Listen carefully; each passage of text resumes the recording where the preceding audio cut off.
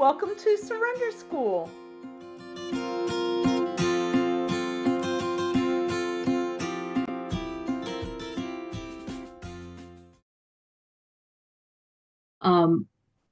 So welcome to Surrender School. My name is Cher or Cheryl. You can call me either. It doesn't matter. And I'm going to begin by reading the mission statement of Surrender School. At Surrender School, we recover. Our mission is to share 12-step and other supportive recovery solutions for those who want a healthy relationship with food. Now, we are not an official 12-step meeting, but we do try to adhere to the principles, or at least the spirit of the traditions. All right. So this is all that we have going on Surrender School. It's a lot of stuff. Notice in the center bottom, there is a monthly book study with Michael Naylor, who is the author of Alchemy of the Enneagram for Transforming Addiction. Our next session on that is January 27th, so you'll want to come to that. I also want to point out in the center of the screen there, I just put a circle around it, is Supercharge Your Recovery, which is from actually February through no, I did the wrong one. This is the one I want to talk about. I'm sorry, is Step 1 Science. So Step 1 Science is coming up February 1st. It is Saturdays at 9 a.m. Pacific. So I want to, and by the way, this is the second round through with new and improved stuff in it, although the last one was just amazing. And if you want to understand what happens in your gut, the chemicals in your gut, the chemicals in your head, when you ingest your trigger foods or your binging foods or whatever, this is the class that you want to come to. It's taught by Linda T. And the first time through, for me, it was life-altering to take this class. So once again, it starts February 1st, Saturdays at 9 a.m. The videos that are out there, you'll notice it says the prerequisite prior to the first session, you're going to watch the video. So if you go to Surrender School, you'll see this. Click on the video and watch it. It's about 40 minutes long and well worth your time. And that's the way this is going to be done. Was kind of like the second round last year that we did with the Enneagram stuff, with the triple E 12-step. So it's you watch the video and then come to the class and learn more. So anyway, very excited to be offering this, and I really encourage everybody to come to it. I think it's an awesome thing. All right. If Surrender School has helped you in your recovery, please donate. You can find the donate button. There's a donate at the top, and then there's one at the bottom. So please feel free to donate because there are expenses that we cover. We are a 501(c) not-for-profit organization, but obviously we survive on donations. All right, there is also a Surrender School WhatsApp group. There's a QR code there. If you put your camera up and act like you're going to take a picture, usually something will pop up if you have the right kind of phone, and you can go ahead and join the WhatsApp group. Otherwise, later on in the session, there'll be an invitation for the WhatsApp group there as well. All right. Okay, so let's take a moment before we actually begin the class itself and just feel the breath going in and out of your body. And also feel your feet on the floor. Let go of everything outside of what we're doing here.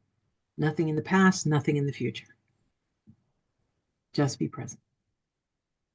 And together we'll do this simple set-aside prayer. God, help me to set aside everything I think I know to leave space for what I have yet to learn. All right, I want to talk for a minute about the goal of the class. This is a personal journey.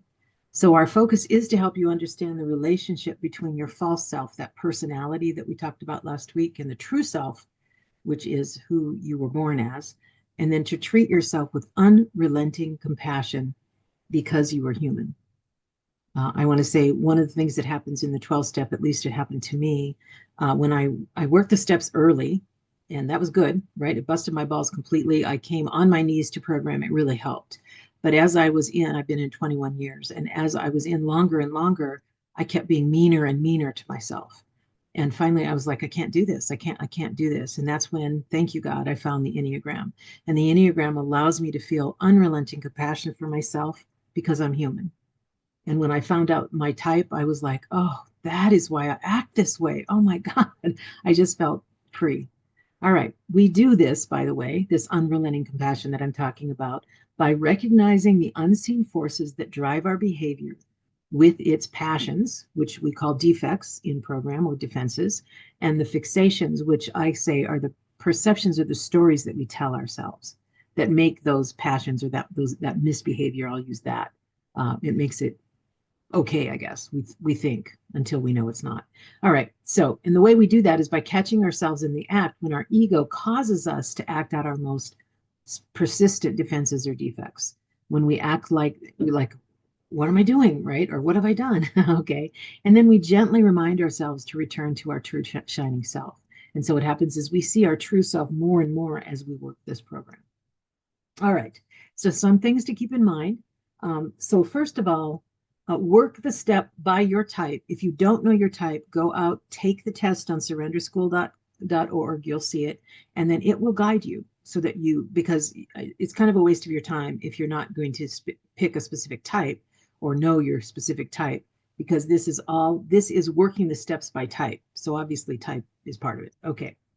The second thing, I'm not an expert on anything. I'm very curious. I like the Enneagram. I think it has been just amazingly helpful in my 12-step program, but I don't consider myself an expert. Okay, one of the precepts of this is that self-contempt stops spiritual growth, or at least really inhibits it.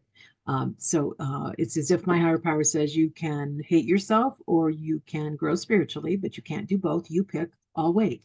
And so I'm choosing spiritual growth. That's what I want to do, and therefore I cannot hate myself, even if I misbehave. Even if I misbehave, I cannot hate myself because it stalls my spiritual growth.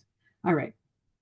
So one of the things that I believe very strongly, if you do the work, your recovery will be supercharged.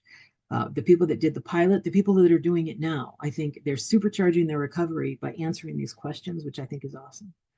So you're going to journal on the weekly question and then share your journal the following week. And once again, during week 2, you get a question and you journal on that during the week. And then this is week 3. So we're going to answer in the breakout rooms. We're going to give our answers or a journal information, however, in whatever form, during the breakout session. Okay, so the plan basically is in the main room, we share a little on previous stuff, which I'll come to here in a minute. And then I cover a little bit more information about the Enneagram and the step. And then we randomly assign people into the breakout rooms. Zoom takes care of that, or God takes care of that, whatever your view is. And then your experience, strength, and hope on that question. You read the question every time. Every single person reads the question because every type has a different question. So what will happen as you're observing in the breakout room, you will hear, like I'm an 8, I will hear the 2 question and the answer for the 2 question.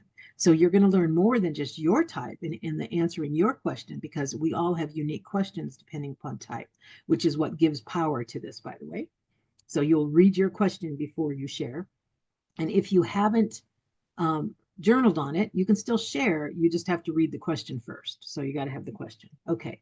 And then you come back to the main room, and that's where you do questions and other sharing that isn't related to or it isn't tied to the question or doesn't have to begin with the question. So it's more free form in the main room. And then we'll also take you through the website if you need help on that. All right. So I'll do a walkthrough of that.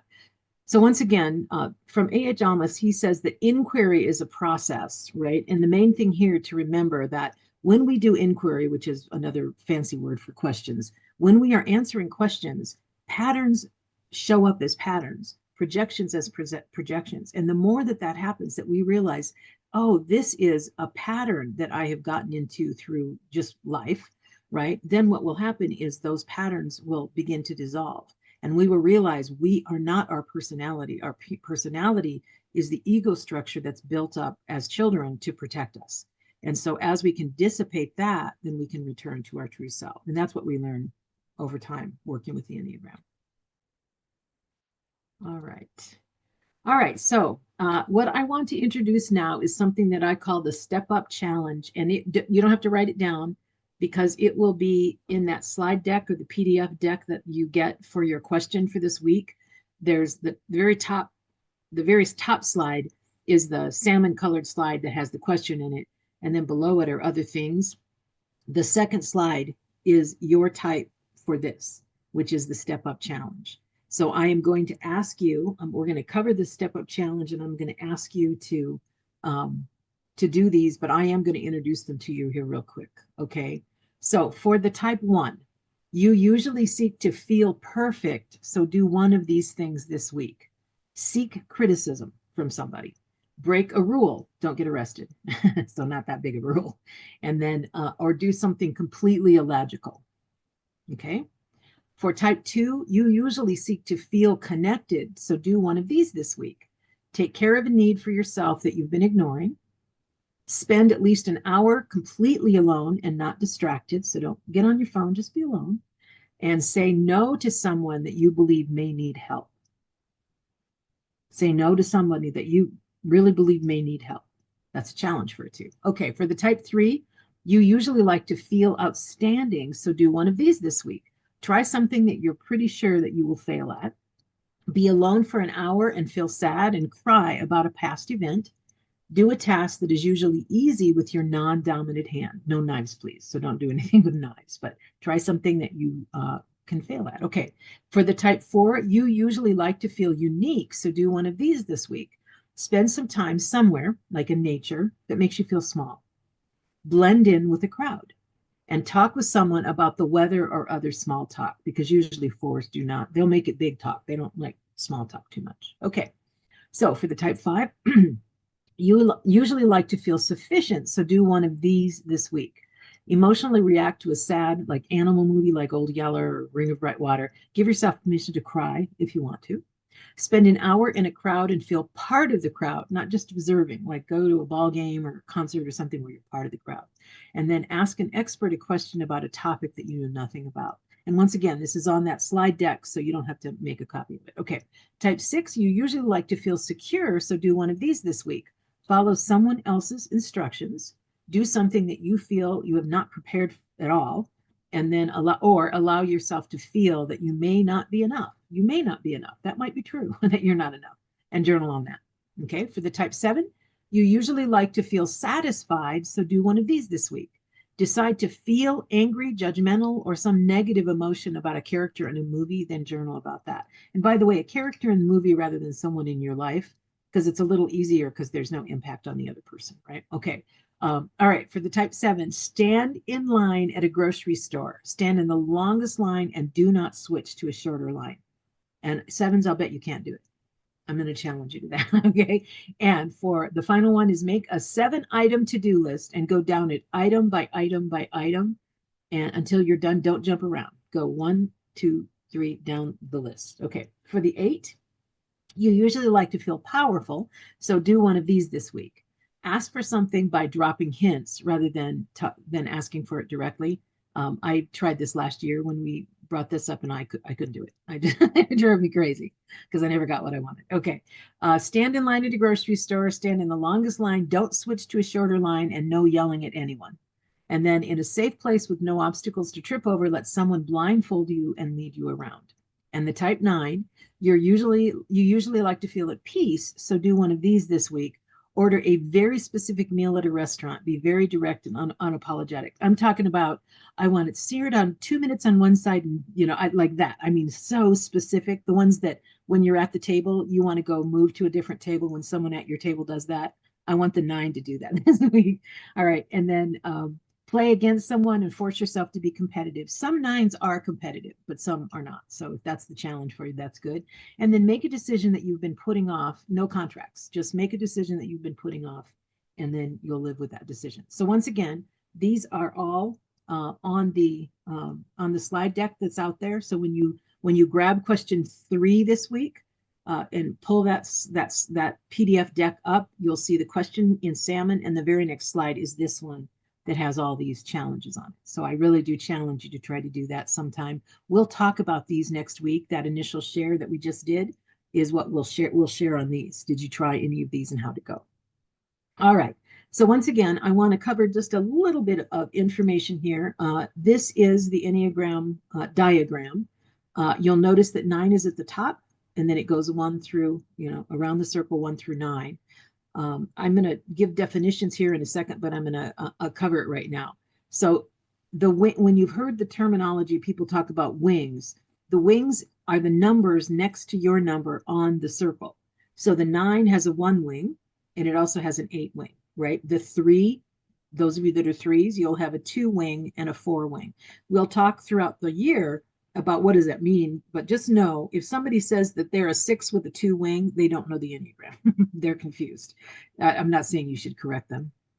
If you're one, maybe you will, but I'm not saying you should correct them, but just know that the wing is what is next to you on the Enneagram diagram. I also want to say the Enneagram is descriptive, not prescriptive. It doesn't say you should be this way. It says throughout all of history, in every society in the world, there are basically 9 types of people. And those types of people, right, have ego structures that are built up. It's human nature to do that. Ego structures that are built up, and they show up in relatively specific ways in the world. And those people, as they recover, as they get less locked into that ego structure, what will happen is they will begin to bring in characteristics of the other types, because that's what recovery looks like, right? We're bringing in the other characteristics. The wings are some of the easiest things for you to bring in. Now, the one on the right has the arrows. So when there is an arrow that's pointed to something else, those are also traits that are accessible to you. Those are also traits that are accessible to you. And I am an 8, so if you look at the 8, it has a back arrow to the 2, which means that when I'm super healthy, I will absolutely incorporate the stuff from the 2. And then the 8 goes to the 5, and that means that when I'm under stress, I may go to 5, which isolates or very comfortable being alone.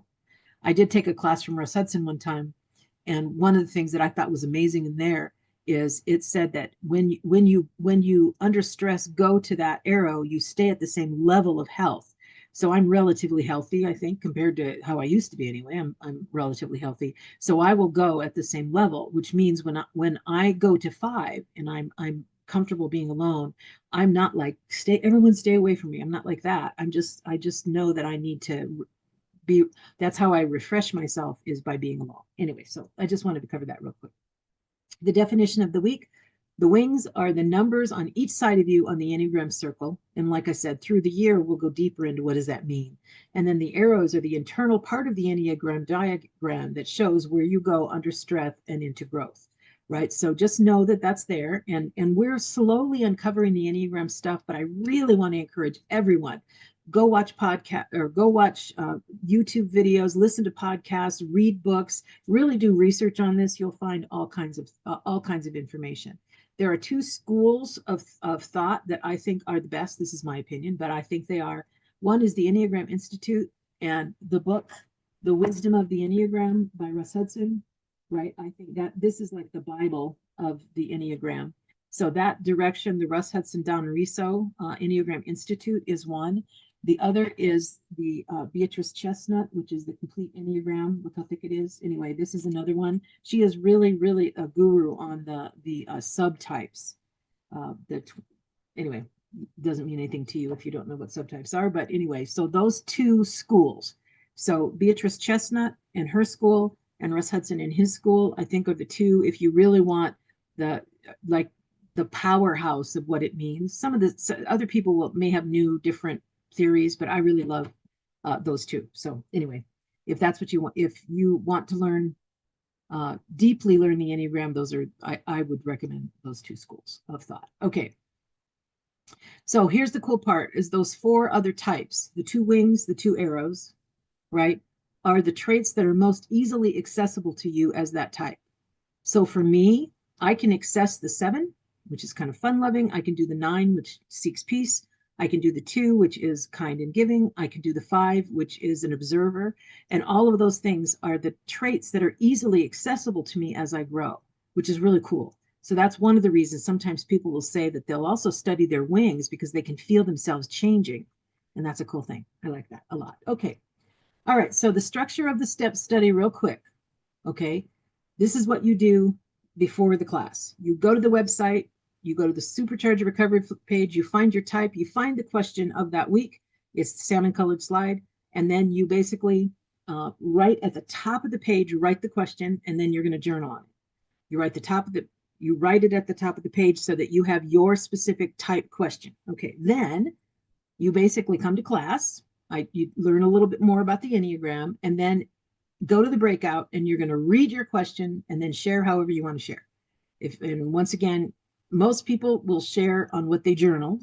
Some will share off the top of their head because now they have their question. They're just going to share that way. That's fine. Some will sing God Save the Queen. I don't care. Nobody cares.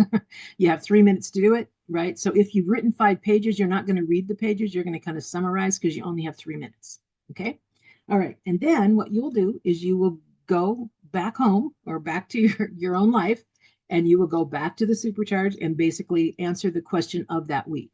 So the question of the week, so last week you got question 2. This week you'll share on question 2. And that's the sequence that we'll do here. And where you share on the question is in the breakout room. All right. For more sharing, come to the office hours Monday through Thursday, 8 a.m. Pacific. All right. So once again, this month we're focusing, it is the first month, so we're focusing on step 1. Admitted we were powerless over whatever is your drug of choice, that our lives had become unmanageable. All right, that is basically the focus of what we're doing. Thanks for recovering with us.